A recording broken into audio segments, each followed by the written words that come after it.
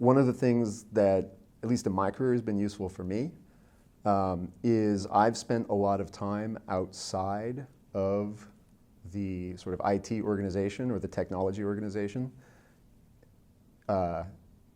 still as a member of the technology organization, but coming with a salesperson on a sales call, visiting a client, seeing a lot of that sort of stuff has helped me, kind of understand what people are trying to accomplish.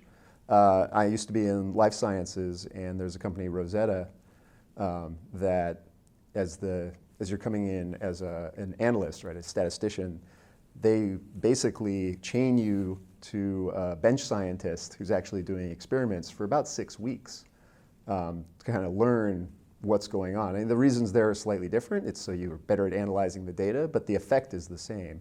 An engineering team that knows what the salesperson is trying to accomplish or what the marketing person is trying to accomplish is going to have a much better handle on it than, I got some spec sheet from somewhere and I just fill in my thing. And it also gets them more invested in the actual product that they're producing. They're producing it for a person.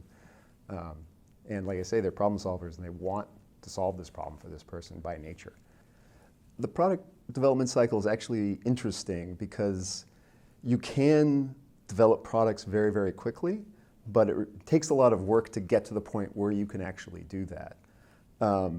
You have to have the infrastructure and the foundation in place to do it. I think that's what dooms a lot of big data projects, for example, is we're going to go do big data, right? Collect all the data. You don't have an infrastructure for you're not even largely collecting the data in the first place. Even if you are, you don't have an infrastructure for managing it. I think once you get that infrastructure in place, then you can definitely move very quickly and produce a lot of things for a lot of different customers, internally and externally even, fairly easily. But you have to commit to the ramp. You can't do it you can't expect that you're just going to open a box. It's not Microsoft Word where you're just going to install it and now you can write a book. Even if you've ever written a book, you know that even if you're writing a book, you can't just do that. There's a whole workflow process that you have to bring in there, right? There's a whole set of infrastructure that comes into producing this product.